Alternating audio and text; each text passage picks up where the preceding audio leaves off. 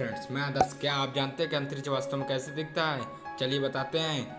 आज चाहे आप कहीं भी हो, आप अपने लैपटॉप और स्मार्टफोन पर ढेर सारी अंतरिक्ष को देख सकते हैं। आप पहुंच सकते हैं विशाल विकास गंगाओं की नहरियों और मंत्रमुग्ध कर देने वाली गैस बदलों की वह रंगीन छवियां हम चिकित करने में से असफल नहीं होती। लेकिन क्या अंतरिक्ष वास्तव में ऐसे दिखता है जैसे हम इन छवियों में देखते हैं?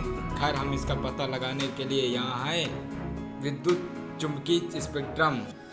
आज इस विषय पर गहराई से विचार करने से पहले हम सबसे पहले विद्युत चुंबकीय स्पेक्ट्रम पर एक नज़र डालनी चाहिए। जैसे कि आपको विशालताओं को खगोलने के लिए खगोलीय शास्त्री और अंतरिक्ष वैज्ञानिक विभिन्न प्रकार के दूरबीनों और उपग्रहों का उपयोग करते हैं। यह उपग्रह इतने शक्तिशाली कि वे हजारों प्रकाश वर्ष की दूरी का निरीक्षण कर सकते हैं और हमारे लिए आगे की जांच के लिए महान विवरण के साथ गुरुत्वाकर्षण चित्र तैयार कर सकते हैं।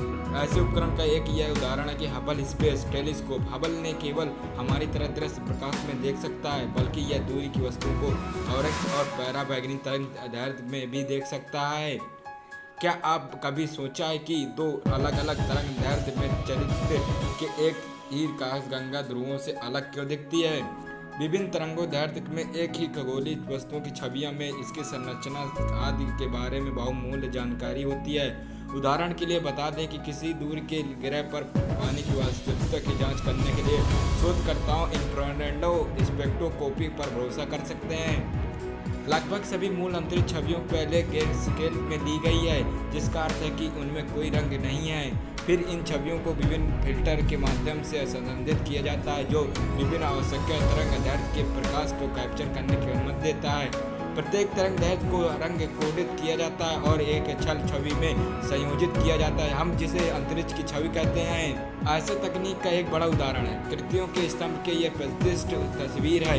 सृष्टि के स्तंभ में ईगल न्यूबोलो के अंतरिक्षकारियों के गैस और धूल की एक छवि है, जो स्पेस तारामंडल में लगभग 7000 प्रकाश वर्ष दूर स्थित है। इंफ्रारेड तरंग दैर्ध्य की मदद से हबल ने विशाल संरचनाओं के अंदर तारे का निर्माण पर गहराई से नजर डालने से सक्षम थे, जो दृश्यमान स्पेक्ट्रम में सभी नहीं होंगे।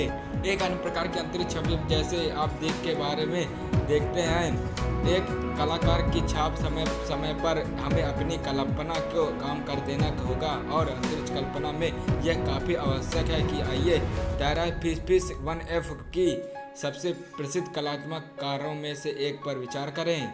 ट्रेपिस्ट 1F 4 नए खोजे गए एक्सोप्लैनेट में से एक है, जो पृथ्वी से लगभग 40 प्रकाश वर्ष दूर ट्रैपिस्ट 1 नामक बैनो तारे के चारों ओर घूम रहा है। इस छवि को कलाकारों ने यह कल्पना करने की कोशिश की जब मनुष्य ग्रह पर कदम रखता है तो कैसे दिखता है, लेकिन कलाकारों को ऐसा क्यों लगा कि ऐसे ही होगा कि आइए जानने का प्रयास करें।